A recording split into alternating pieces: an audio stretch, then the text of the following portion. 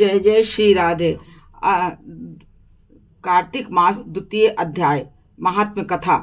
ब्रह्मा जी कहते हैं कि हे नारद, तुलसी की मंजरी सहित भगवान शालिग्राम का जो एक बूंद चरणामृत का पान करता है वह ब्रह्म हत्यादि बड़े बड़े पापों से मुक्त होकर वैकुंठ को प्राप्त हो जाता है। जो भगवान शालिग्राम की मूर्ति के आगे अपने पितरों का श्राद्ध करता है उनके पितरों को वैकुंठ की प्राप्ति होती है। जो भगवान शालिग्राम की मूर्ति का दान करता है उसको समस्त पृथ्वी के दान का फल मिलता है। परंतु शालिग्राम की मूर्ति बेचनी नहीं चाहिए। विष्णु का पूजन शंख के जल से और शिव का बिल्व पत्र से, सूर्य का तुलसी से, गणेश जी का धतूरे से के पुष्पों से तथा विष्णु जी का केतकी के पुष्पों से, शिव का कनेर या कमल को छोड़कर किसी अन्य लाल पुष्प से पूजन नहीं करना चाहिए। जो श्री विष्णु का पूजन कमल के पुष्पों, लक्ष्मी जी का मालती और चंपा के फूलों से करता है वह भगवान की परम पद को प्राप्त हो जाता है।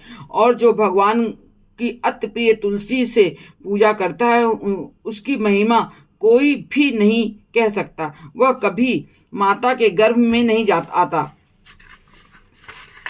तुलसी माला धारण किए मंजरी युक्त जिसकी मृत्यु हो जाए वह सीधा बिना किसी बाधा के वैकुंठ धाम को जाता है। तुलसी की छाया में पितरों का श्राद्ध करने से पितरों को अक्षय तृप्ति होती है। तुलसी का सिंचन गंगा, यमुना तथा नर्मदा के स्नान के तुल्य हो जाता है। तुलसी का वृक्ष लगाने, सींचने और स्पर्श करने से मनुष्य के काया, वाचा और मनसा तीनों प्रकार के पाप नाश हो जाते हैं। इस प्रकार कार्तिक का व्रत कर रखने वाले शांत चित्त से तुलसी का पूजन, दक्षिणा और नमस्कार करके हाथ जोड़कर प्रार्थना करें कि हे हरिप्रिय, देवताओं ने तुमको बनाया, मुनीश्वरों ने तुम्हारा पूजन किया और मैं आपको नमस्कार करता हूँ। इस प्रकार प्रार्थना करें। जो मनुष्य आंवले के पत्ते और फूलों से भगवान का पूजन करता है तथा आंवले के वृक्ष के नीचे बैठकर भगवान का पूजन करता है उसको सोने के फल और पुष्पों जैसे फल प्राप्त होते हैं। जो मनुष्य द्वादशी को तुलसी तथा आंवले के पत्तों को तोड़ता है वह घोर नरक में जाता है। जो मनुष्य कार्तिक मास में आंवले के फल, तुलसी और गोपी चंदन की माला धारण करता है वह जीवन मुक्त हो जाता है।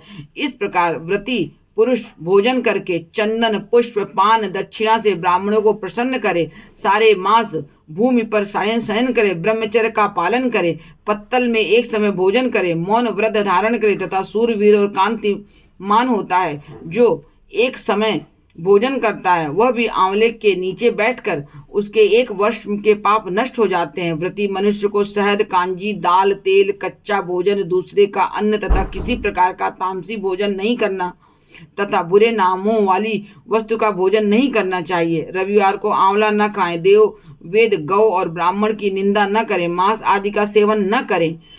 अब सब प्रकार के मांस कहते हैं मिट्टी में उत्पन्न हुए नमक, बासी भोजन, तांबे के पात्र में डाला हुआ दूध आदि केवल अपने लिए ही पकाया हुआ भोजन, यह सब मांस के बराबर होते हैं। लहसुन, प्याज, पृथ्वी का फूल गोभी आदि, मूली, गाजर, जंगली घिया, बैगन, पेठा दोबारा पकाया हुआ भोजन नहीं खाना चाहिए।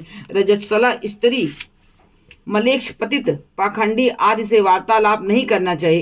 इन तिथियों में इन एक एक चीजों का भोजन नहीं करना चाहिए। एकम को पेठा, दूजम को बैगन, तीज को पृथ्वी का फूल, चौथ को मूली, पंचमी को बेल फल, छठ की कलिंदा, सप्तमी को आंवला, अष्टमी को नारियल, नवमी को जंगली घिया, दशमी को परमल, एकादशी को बेर, द्वादशी को मसूर, त्रयोदशी को पान, चतुर्दशी अथवा अमावस्या और पूर्णमासी को नारी का साग नहीं खाना चाहिए। इस प्रकार कार्तिक महात्म्य का दूसरा अध्याय समाप्त हुआ। संपूर्णम। कार्तिक महात्म्य द्वितीय अध्याय संपूर्णम। जय जय श्री राधे।